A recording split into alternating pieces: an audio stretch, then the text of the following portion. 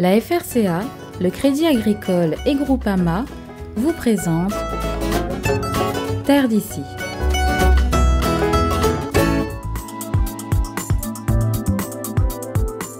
Jusqu'à présent, l'île de la Réunion est épargnée par les maladies graves qui touchent les plantations de bananiers ailleurs dans le monde. Afin de préserver le bon état sanitaire des cultures locales, les producteurs de bananes réunionnais s'approvisionnent depuis une vingtaine d'années essentiellement en plants sains indemnes de maladies. Dans les années 90, la replantation des bananeraies s'est généralisée avec des vitroplants. Donc ce type de plant qui arrive dans des boîtes de pétri, qui est mis en grossissement dans une pépinière telle que celle de M. Baudemoulin que l'on voit aujourd'hui. Et ensuite, c'est replanté au champ. Et cette généralisation de la culture des vitroplants a nécessité la mise en place d'un cahier des charges pour répondre à des exigences phytosanitaires. Tout commence ici, dans cette pépinière de Saint-Pierre.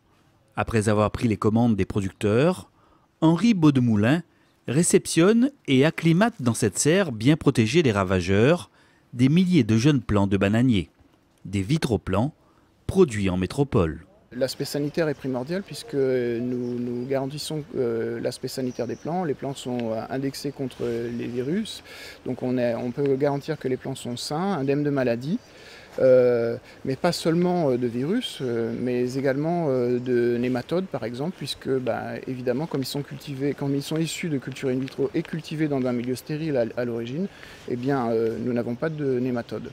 L'ANSES, l'Agence nationale de sécurité sanitaire, s'assure quant à elle, en amont de la filière, au respect de toutes les procédures pour garantir la qualité sanitaire de ces plants de bananiers.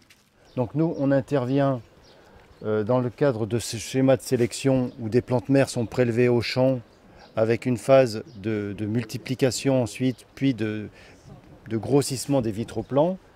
Dans toutes ces étapes, il va y avoir des prélèvements réalisés pour vérifier que les exigences sanitaires requises sont respectées.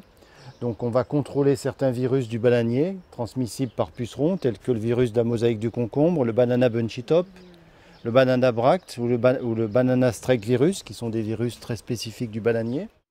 Avant d'être remis aux producteurs, les jeunes plants seront également testés en pépinière afin de s'assurer qu'ils sont indemnes de virus. On doit suivre un protocole du début à la fin, c'est-à-dire que depuis l'arrivée des plants à la Réunion, et ensuite, au bout de 2 mois, on fait les prélèvements, et ensuite ils sont autorisés à aller à la vente. Et après, quand elles ont entre 6 et 9 mois, on fait un autre contrôle.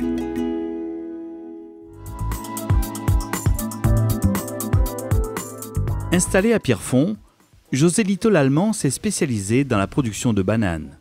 Sur environ 7 hectares, il cultive principalement de la grande naine. Et pour s'assurer de la qualité sanitaire de ses plants, il se fournit exclusivement chez un pépiniériste professionnel. On passe nos commandes 8 mois d'avance et au bout de 8 mois, on récupère nos plants chez le pépiniériste. Donc ils sont encore petits là? Tout petit, mais l'avantage du petit, c'est que il est indemne de maladie et on gagne du temps sur la plantation après par rapport aux anciennes plantations. Afin d'éviter l'introduction de maladies graves du bananier sur notre île, Bruno Debenet, responsable de l'unité santé des végétaux à la DAF, nous rappelle la législation dans ce domaine. Beaucoup de gens maintenant voyagent, surtout dans les îles aux alentours de l'océan Indien, où sévissent toutes ces maladies très graves pour les bananiers.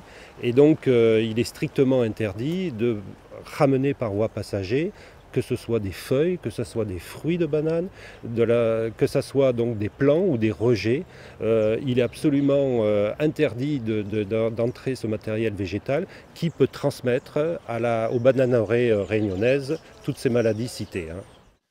Organisme à vocation sanitaire dans le domaine du végétal, la FDG Don accompagne les producteurs dans la prévention, la surveillance et la gestion des maladies et des ravageurs sur leurs exploitations. C'est un producteur de bananes, nous venons à sa demande, en cas de questionnement, de soucis. Nous faisons un état des lieux, déjà des problèmes sanitaires qu'il peut avoir sur ses parcelles.